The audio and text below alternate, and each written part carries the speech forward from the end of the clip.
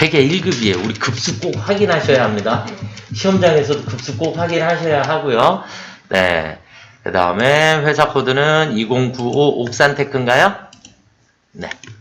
옥산테크. 자, 우리 실무 문제를, 95회 실무 문제를, 회사는 옥산테크이고요. 옥산테크이고요.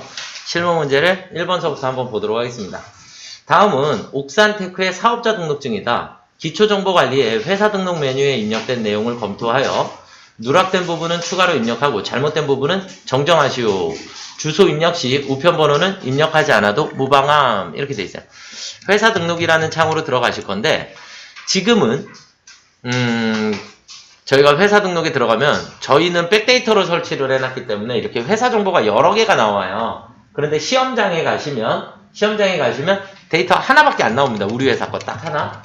아시겠죠? 우리 회사 거 딱 하나만 나오니까 옥산테크 회사 이름은 당연히 맞을 거고 그 다음에 회계기간도 기본적으로 다른 설명이 없으면 그냥 무조건 맞다 라고 보시면 되겠고 사업자 등록번호 확인해 주시고 사업자 등록번호는 저 위쪽에 있는 숫자예요. 등록번호 2081-62517 맞고요. 순서대로 한 칸씩 넘어가시면서 보시면 됩니다.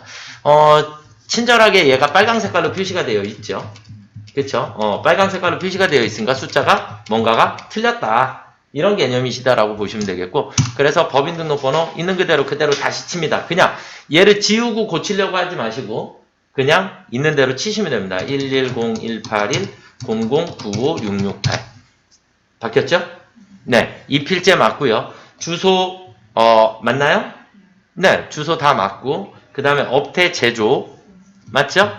제조 맞고 그 다음 종목이 틀리죠? 종목이 운동기구 이해가 되셨나요? 아시겠죠? 주업종 코드 같은 경우는 사업자 등록번호에서 안 나오니까 전화번호, 팩스 뭐 이런 거 다 안 나와요. 이해가 되셨나요? 네, 그리고 뭐 중소기업 뭐 이런 것들도 우리가 표시가 안 되어 있으니까 다 넘어가시고 설립연월일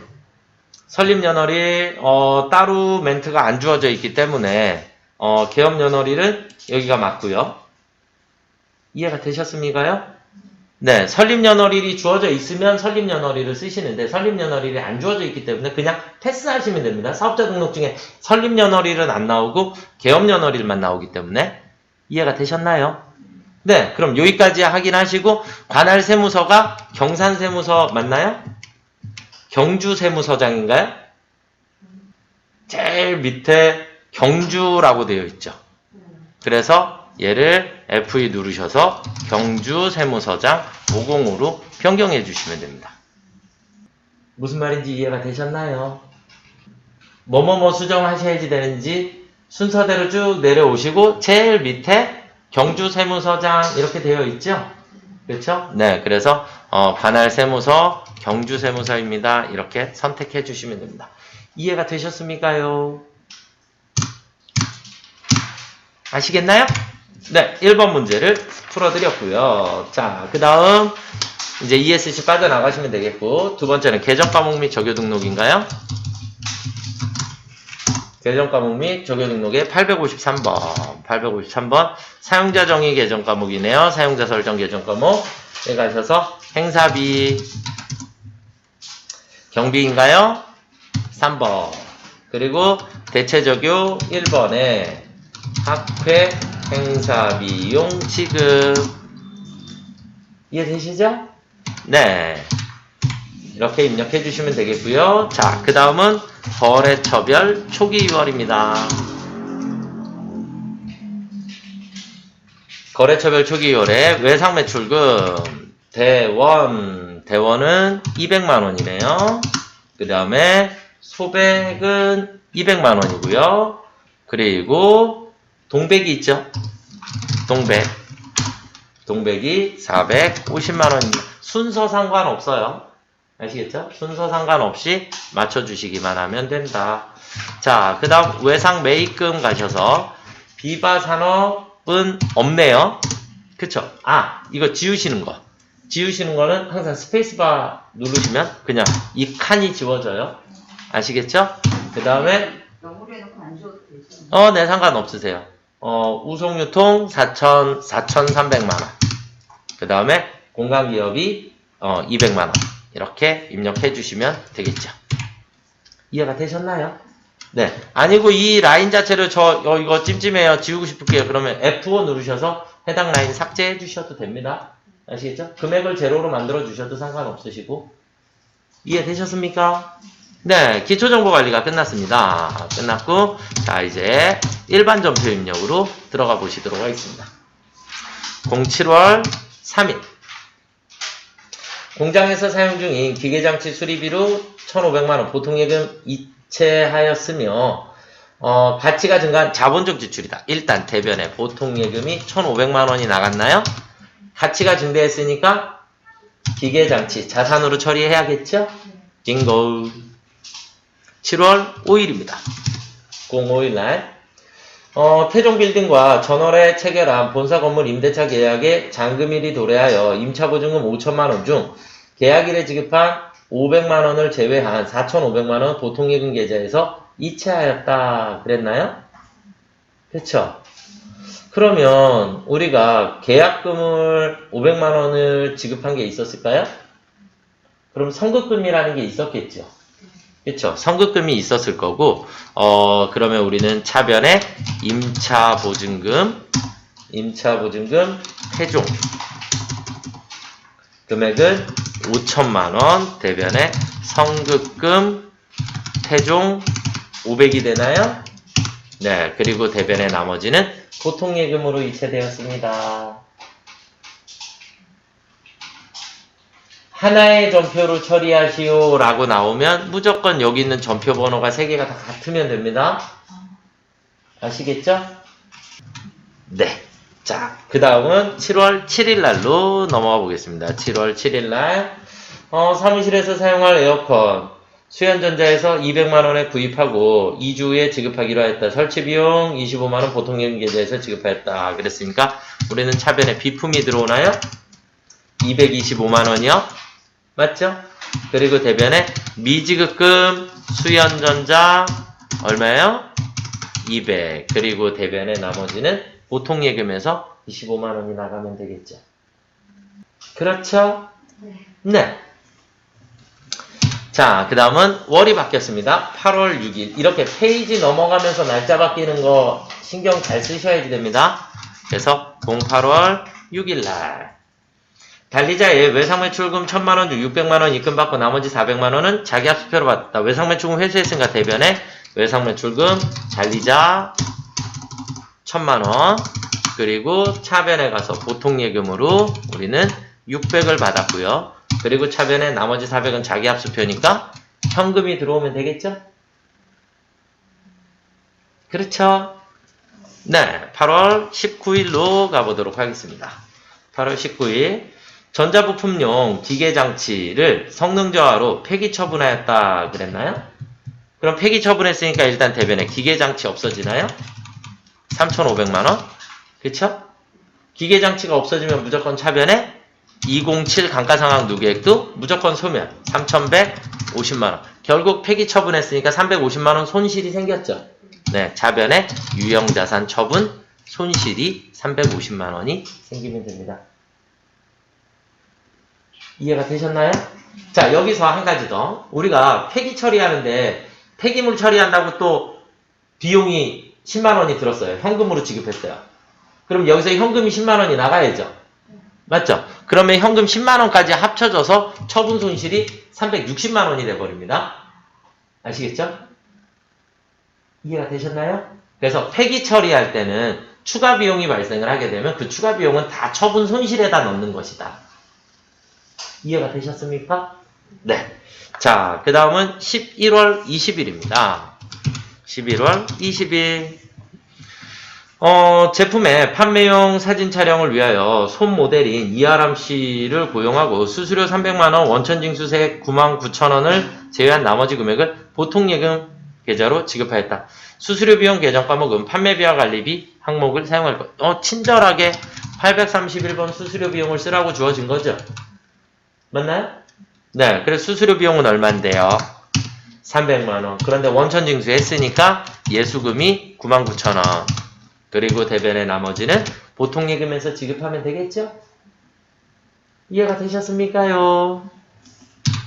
자, 그 다음 메인 매출 전표로 넘어가 보도록 하겠습니다.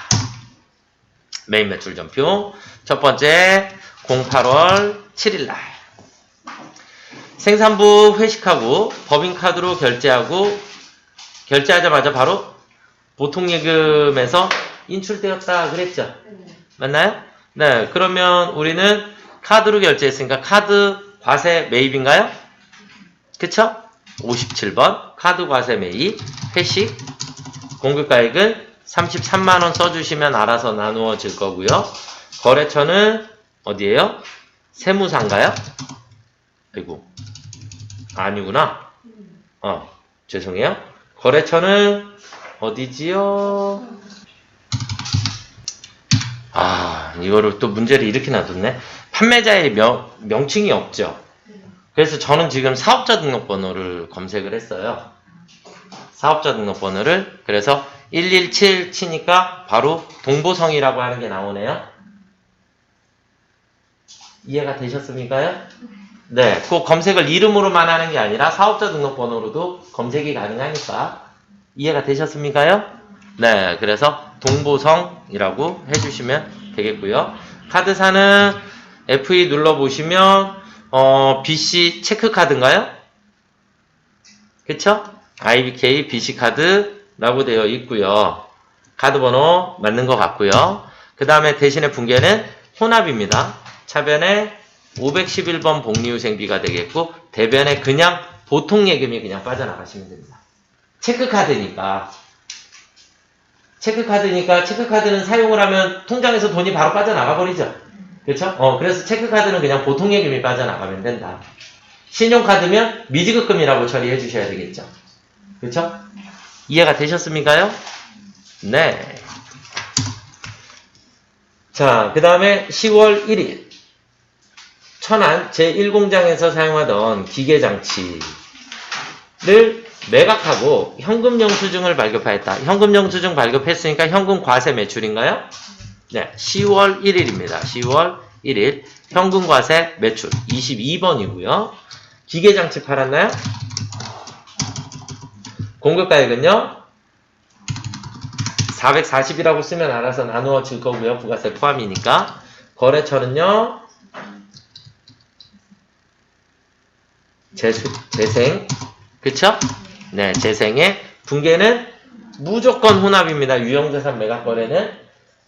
아시겠죠? 그리고 대변에 제품 매출이 아니라 기계장치가 나가고요. 5천만 원이 나가요. 그리고 차변에 207 감가상각 유기액은 4천만 원이 없어져야 하고요. 그쵸? 그리고 차변에 대금은 전액 자기합수표로 받았으니까 현금이 들어와야 되는데 현금은 무조건 공급가액과 세액만큼. 그래서 440만 원만큼이 들어와야 합니다. 그러고 났더니 마이너스 600이 생겼나요? 네, 그러면 차변에 유형자산 처분 손실이 되겠죠. 이 유형자산 매각거래는 그냥 틀이라 그랬어요. 아시겠죠? 네. 자, 그 다음은 10월 11일 날. 10월 11일. 희망상사에 제품을 판매하고 전자세금계산서 발급했으니까 과세매출, 제품, 공급가액은요 500만원에 50. 거래처는 희망, 상사인가요? 네. 그리고 전자인가요? 네. 대금결제는 혼합. 왜냐면 밑에 현금이 얼마 있어요? 350. 그리고 차변에 외상매출금이 200. 세금계산서 아래쪽에 표시되어 있죠? 그렇죠? 네, 그렇게 보시면 되겠습니다. 자, 그 다음은 10월 30일. 10월 30일. 구매한 원재료에 하자가 있어 반품한 후 발급받은 수정세금계산서이다. 수정세금계산서 수취와 동시에 원재료 및 외상매입금과 상계 처리하였다. 그러면 제가 물건을 샀다란 얘기죠. 샀었던 걸 반품한 거죠. 이해가 되셨나요? 그럼 샀을 때 우리는 뭐라고 했을까요? 과세 매입이라고 했겠죠. 반품한 것도 과세 매입입니다. 이해가 되셨습니까요? 네, 반품한 것도 과세 매입. 그래서 51번 과세 매입 원재료 공급가액이 어떻게 써야 돼요? 마이너스 300. 네, 그냥 수정세금 계산서니까 그냥 마이너스로 입력해 주시면 됩니다. 그래서 거래처는 한강인가요? 네, 한강 전자고요. 분계는 그냥 외상이라고 끊어주시면 마이너스로 회계 처리가 자동으로 다 됩니다. 이해가 되셨나요? 네, 그래서 사왔었던 거에 반대니까 사왔던 걸로 해결하되 금액만 다 마이너스로 처리를 해주시면 정답입니다. 이해가 되셨나요? 자, 그 다음은 11월 10일입니다. 11월 10일. 남서울로부터 원재료를 매입하고 전자세금 계산서를 발급받았다. 그랬으니까 일단 무조건 과세 매입의 원재료네요. 맞나요? 부가세 포함이니까 1200만원에 120이 되겠죠? 그쵸? 네, 거래처는 남서울 전자고요. 맞나요? 네, 그 다음에 11월 1일에 지급한 선급금 100만원을 제외한 나머지는 보통예금에서 이체하였다. 그랬으니까 분계는 호나 원재료 산 거 맞죠? 대변에 선급금 없어져야죠? 얼마요? 100만원. 그리고 대변에 나머지는 보통예금에서 이체 지급하였습니다. 그렇죠? 네. 자, 그 다음은 11월 19일 문제입니다. 11월 19일 날. 어려웠나요? 네. 수출을 엔화입니다. 근데, 우리가 엔화가 나오면, 엔화는 지금 환율이, 우리가 11월 9일에 환율이 있고 11월 19일에 환율이 있죠? 우리는 항상 선적일 기준 환율로 계산을 해주시면 됩니다. 그러니까 오늘 날짜의 환율. 그러면 오늘은 19일이니까 환율이 얼마예요? 1100원. 그쵸? 1100원, 1100원이라고 되어 있고 슬러시 해서 뭐라고 되어 있어요? 100엔당. 맞죠? 이렇게 표시되어 있잖아요. 그러니까 100엔당 환율이 나오기 때문에 엔화는 무조건 나누기 100을 하셔야지 됩니다. 그러니까 환율이 얼마예요? 이 얘기는 11원이란 얘기예요. 11원. 이해가 되셨습니까요? 그런데 일단 여기서 이제 환율은 11원이다 라고 이해를 해주시면 되겠고, 그 다음에 이 문제에서 또 중요한 거 하나는 선수금이 있었죠. 맞죠? 계약금을 미리 받은 게 있었으니까 10만엔. 맞나요? 그러면 우리가 10만엔에 대해서는 환율을 얼마 적용해야 돼요? 10.55? 맞나요? 그러니까 우리가 원래 정식적으로 얘기하면 10원 55전이라고 얘기를 해요. 10원 55전. 이해가 되셨습니까요? 아시겠죠? 그러면 곱해주시면 얼마가 나오죠? 105만 5천원? 이해가 되셨나요? 105만 5천원이 선수금입니다. 105만 5천원이 선수금. 이해가 되셨죠? 자, 그러면 이제 우리는 물품 판매한 금액은 얼마인가? 그러면 매출은 얼마냐? 매출은 전체 총 몇 엔이에요? 190만 엔이죠. 맞나요? 그런데 환율이 얼마라고요? 선적일 기준환율 11원이라 그랬죠. 이해가 되셨습니까요? 그러면 11원이니까 얼마가 되죠? 2,009만원 아니 2,090만원? 2,090만원. 이해가 되셨습니까요? 죄송해요. 매출이 아니라 이게 잔금인 거죠, 잔금. 왜냐면 위에 문제에서 수출 공급가액 200만엔이라 그랬죠. 네, 죄송해요. 200만엔입니다. 200만엔. 그러면 2,200만원이 되겠네요. 네.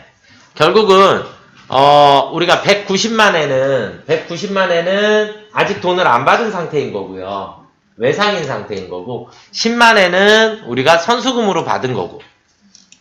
이해가 되셨나요? 그래서 전체는 매출이 200만엔이 되게 됩니다. 그래서 2,200만 원. 자, 그러면 이제 우리 문제로 한번 다시 가볼까요? 11월 19일 날 우리는 직접 수출이라는 거를 했어요. 맞죠? 네, 제품을. 그러면 전체 공급가액은 얼마였다고요? 2,200. 거래처는 미즈노. 영세일구분은 무조건 몇 번이에요? 1번. 직접 수출은 1번. 신고번호는 생략. 이해되셨죠? 분계는 무조건 혼합 상태죠. 제품 매출한 건 2,200이 맞고 차변에 선수금이 우리 아까 얼마 있었죠? 105만 5천 원. 그래서 105만 5천 원만큼은 선수금. 그러면 차변의 나머지는 외상 매출금입니다. 이렇게 처리해 주시면 되겠죠. 선수금 받은 거는 네. 먼저 걸로 했고 네. 그다음에 우리 저거 그냥 2천 저거 잡았을 때는 저걸로 한 거 아닌가요? 선생님? 그러니까 우리가 여기에서 나머지가 190만 엔인 거죠. 네. 그쵸? 네. 얘는 현재의 환율로 계산해야 되니까 11원으로 계산해 주셔야 되겠죠. 이해가 되시나요? 네. 네. 현재의 환율 11원으로 계산을 해주시게 되면 2,090만 원만큼이 나와요. 그쵸? 그러면 금액의 차이가 생기죠? 금액의 차이가 생기면 외환 차익이라고 써주셔도 돼요. 외환 차손이 생기겠네. 그쵸? 손실이 생긴 거죠? 예전에 환율이 적어졌으니까. 네. 이해가 되셨나요? 실제 시험에서도 복수 정답으로 인정은 됐어요. 실제 시험에서도 복수 정답으로 인정은 됐는데, 자, 우리가 일단 전체 거래 금액은 200만 엔이었어요. 맞죠? 200만 엔이었고, 우리는 처음에 계약금을 며칠 날 받았죠? 11월 9일 날. 11월 9일 날. 우리는 계약금을 10만 엔을 받았죠. 그쵸? 그리고 우리는 선적일은 11월 19일. 이해가 되셨나요? 이런 상태인데, 여기 문제에서 일단 입금 받은 것을 그냥 보통예금 계좌로 가지고 있죠. 맞나요? 아직 환전을 안 한 상태예요. 환전을 했다라는 멘트가 없죠. 이것 때문에 문제의 논란이 조금 있어요. 환전한 것으로 봐야 하냐, 환전하지 않은 것으로 봐야 하냐. 이해가 되셨나요? 그래서 환전을 안 했으면 그냥 나중에 돈 돌려받았을 때 그때 가서 외환차손 차익을 그때 가서 계산을 하면 된다. 그런데 만약에 9일날 받은 돈을 환전을 해버렸다. 그러면 매출액 자체에 문제가 조금 생기게 됩니다. 매출액 자체가. 이해가 되시나요? 그러면 우리가 원래 9일날의 환율은 10.55였나요? 네. 그래서 우리는 금액이 105만 5천 원이었고요. 그쵸? 네. 선적일 기준 환율로 계산을 하게 되면 선적일 날은 우리가 전체 엔화 200만 엔에 대해서 우리는 환율이 11원이었잖아요. 그래서 2,200만 원이다. 2,200만 원이다. 이해가 되셨나요? 자, 이렇게 놓고 봐야 되는데 문제는 뭐냐면 만약에 11월 9일 날 얘를 환전을 해서 현금화를 시켜버렸어요. 현금화를 시켜버렸으면 우리는 받은 돈이 이만큼밖에 없죠. 그쵸? 받은 돈이 이만큼밖에 없고, 그러면 우리가 환가 후이면, 환전을 한 이후면 얘기가 조금 달라져요. 어떻게 달라져요? 우리는 앞에 엔화 10만 엔과 뒤에 엔화 190만 엔이 서로 다른 계산을 해주셔야 돼요. 그러면 앞에서는 얼마예요? 10.5가 되니까 105만 5천 원이 되고, 뒤에 있는 나머지 금액은 11원으로 계산을 해야 하기 때문에 얼마예요? 2,090만 원이 되죠? 이해가 되셨습니까? 2,090만 원이 돼야 되고, 그러면 결국 우리가 문제의 시점은 두 가지로 볼 수 있는데, 기업회계 기준하고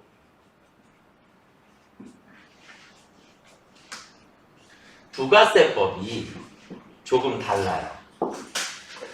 기업회계 기준은 무조건 선적일 기준환율로 계산을 합니다. 전체 금액을 무조건 선적일 기준환율로 계산을 해야 하기 때문에 기업회계 기준은 매출을 얼마로 봐야지 되냐면 무조건 2,200만 원으로 봐야 합니다. 그런데 부가세법상의 매출은 실제 내가 돈을 받은 것만큼이 매출이 되게 된다. 이해가 되셨나요? 실제 돈 거래한 금액만. 결국 이 금액하고를 합산한 게 내가 실제 돈 받은 금액이죠. 그렇죠? 그렇기 때문에 2,195만 5천 원이 되게 된다. 그러니까 매출 자체가 조금 다르죠. 그런데 우리가 분개할 때는 무조건 뭐를 기준으로? 기업회계 기준으로 분개를 해야 합니다. 분개는. 이해가 되셨나요? 그러면 우리는 자 이제 대변에 제품 매출은 무조건 얼마가 잡혀요? 2,200만 원이 잡히겠죠. 그렇죠? 그런데 우리한테 선수금은 105만 5천 원이 있는 상태죠. 이해가 되셨나요? 자, 그 다음에 외상매출금을 계산을 했더니 외상매출금은 우리가 받아야 할 금액은 190만 원이 남아있고 11원이니까 2,090만 원만큼을 받아내야 되잖아요. 이해가 되셨나요? 그럼 결국 여기서 얼마의 마이너스가 생겼나요? 4만 5천 원의 마이너스가 생겼나요? 그쵸? 그럼 이 4만 5천 원을 외환차손이다 라고 처리를 하셔도 됩니다. 4만 5천 원. 그래서 문제의 정답이 이렇게 푸는 것도 정답으로 되어 있고, 지금 저희가 푸는 방식대로 그냥 나머지 다 외환차손 아직 계산 안 할 게 그냥 외상매출금으로 나머지를 다 털어버리셔도 정답.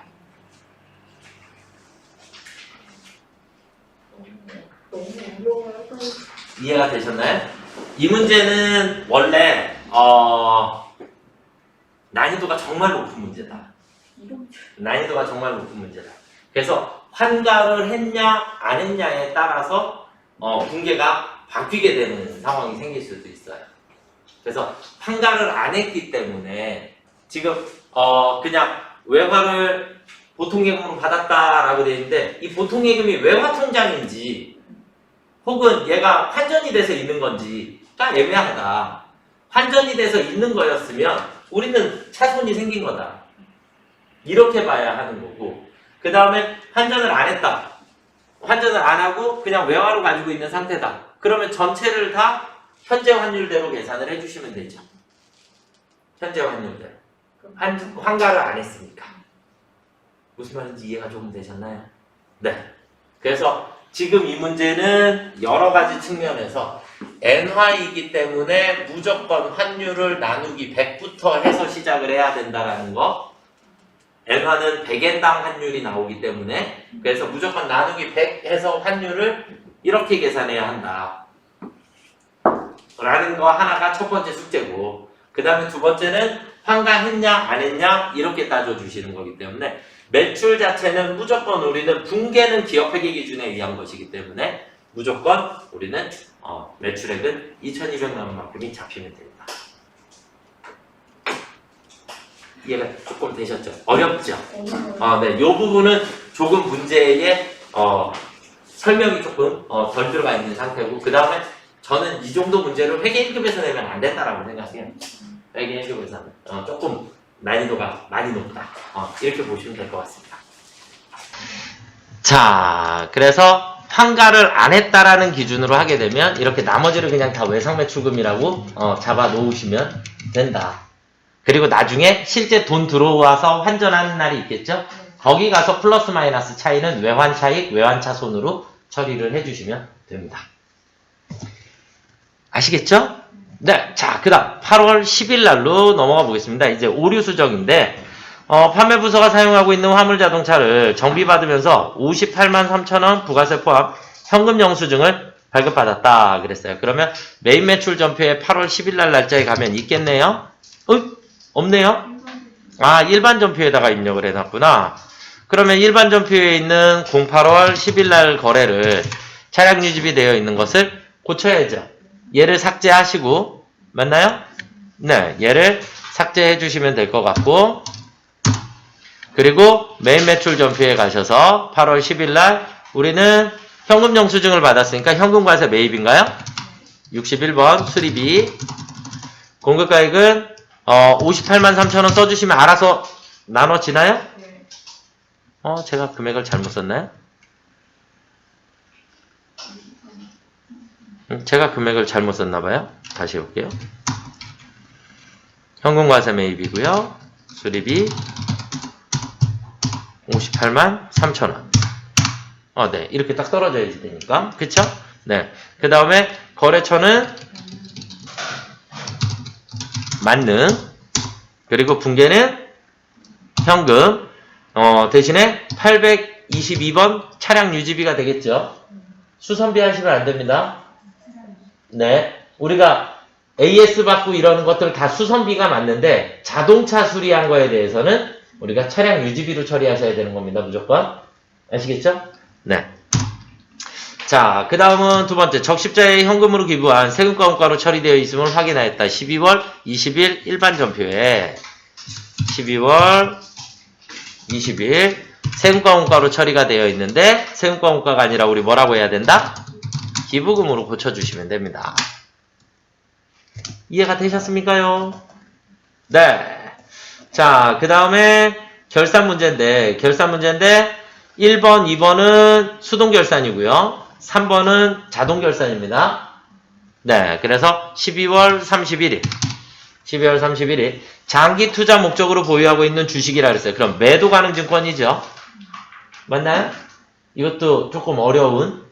자, 매도 가능 증권 취득원가는 3천만 원인데 3,200이니까 우리 매도 가능 증권 평가 이익이 200만 원이 있다라는 뜻이죠. 엄청 중요해요. 그런데 얘가 2,800이 됐으니까 400만 원만큼의 가치가 떨어졌죠. 그러면 일단 대변에 매도 가능 증권. 그런데 매도 가능 증권 선생님 두 개인데요. 우리가 써야 하는 건 투자 자산이기 때문에 178번을 써주셔야 합니다.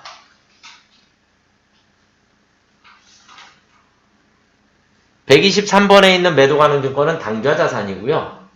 178번은 투자 자산이에요. 이건 여러분들이 이렇게 쳤는데 잘 모르겠다. 그러면 계정 과목 및 적요 등록에 들어가 보시면 계정 과목 및 적요 등록에 들어가셔서 매도 가능 증권을 찾으시면 될까요? 아까 코드 번호 123번이었나요? 그래서 123번 매도 가능 증권은 당좌 자산에 있고요. 또 하나는 178번이었거든요. 이 매도 가능 증권은 투자 자산에 있습니다.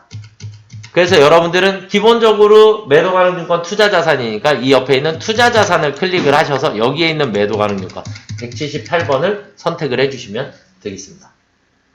아시겠죠? 자, 그래서 대변에 매도 가능 증권이 178번이 일단 400만 원이 없어졌나요? 그러면 우리는 가치가 떨어졌으니까 평가 손실이라고 해야 하는데 우리 장부에 이미 뭐가 있어요? 평가 이익이 200만 원이 있는 상태죠. 그러니까 우리는 차변에 매도 가능 증권 평가 이익을 먼저 200을 소멸시켜야 하고 그리고 차변에 매도 가능 증권 평가 손실이 200만 원이 생기시면 되는 겁니다. 이해가 되셨나요? 우리는 단기 매매 증권 하면서 제가 설명을 다 드렸었죠. 두 개 비교해서. 네, 그 부분을 다시 참고를 해주시고 유튜브에도 올려놨으니까 확인을 해주시면 될 것 같습니다.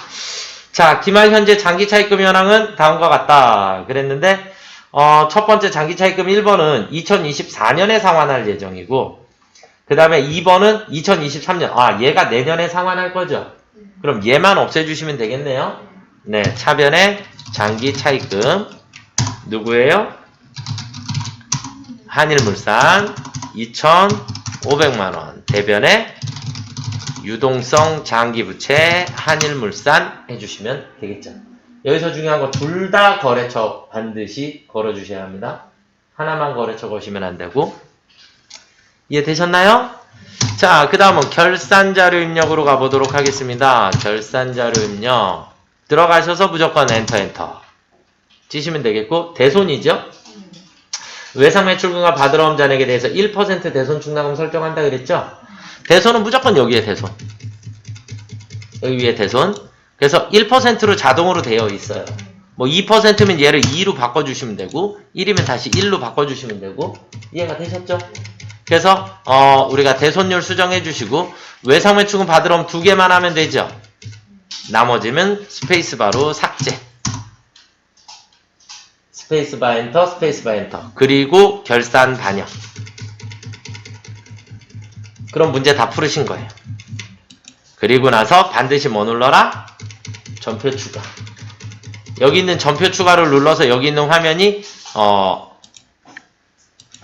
결산 붕괴 완료 이렇게 떠야 합니다. 아시겠죠? 이해가 되셨나요? 네. 만약에 문제를 풀고 난 이후에 창 닫았는데 다시 결산 자료 입력을 다시 들어가고 싶다. 그래서 엔터로 치면 저장된 데이터 불러오시겠습니까? 그럼 당연히 불러와야죠. 그렇죠? 그래야 여러분들이 입력한 게 그대로 나와 있을 거니까. 그래야 이렇게 대손상각이 살아있습니다. 아시겠죠? 네.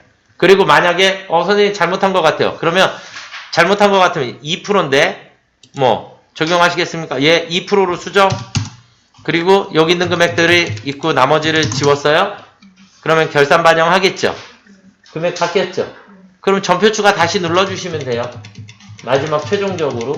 무슨 말인지 이해가 되셨죠? 예. 그러니까 여러 번 하셔도 된다. 마지막에 한 게 저장된다. 그래서 다시 대손은 1% 필요 없는 거 지워주시면 되겠고 결산 반영해 주시면 되겠고 전표 추가 다시. 그러면 예 눌러주시면 다시 전표가 입력이 됩니다.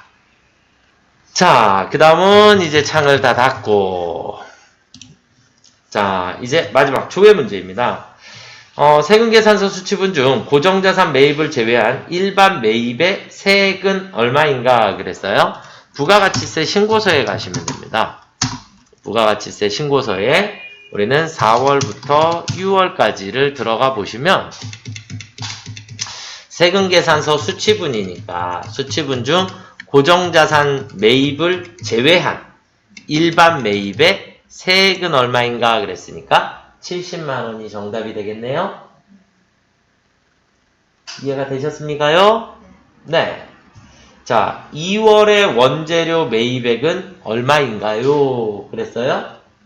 그쵸? 그러면 어디 갈까요? 총계정 원장 갈까요? 총계정 원장. 총계정 원장에 뭐 그냥 1월서부터 12월까지 하셔도 되고요. 원재료 하시면 됩니다. 그러면 2월에 원재료 매입액은 8,630만원이 나오겠네요. 이해가 되셨나요? 자, 일개표에 한번 가볼까요? 일개표에 02월 그럼 2월 달에 원재료 그래도 8,630만원이 나오죠? 총계정 원장에도 8,630만원 1월계표에 8,630 아무데나 가셔서 찾으셔도 돼요. 아시겠죠? 제일 힘든 데는 계정별 원장이거든요. 계정별 원장에 02월 원재료 하시면 2월 달에 원재료 내역이 쭉 나와요. 그러면 여기에 있는 월계를 대답해 주시면 되겠죠? 이해가 되시나요? 어디를 가시든지 상관없으세요. 1기 확정 부가세 신고에 반영된 내역 중 6월에 카드로 매출한 공급 대가는 얼마인가? 6월에 카드로 매출한 공급 대가는 얼마인가? 부가세 신고서 갈까요?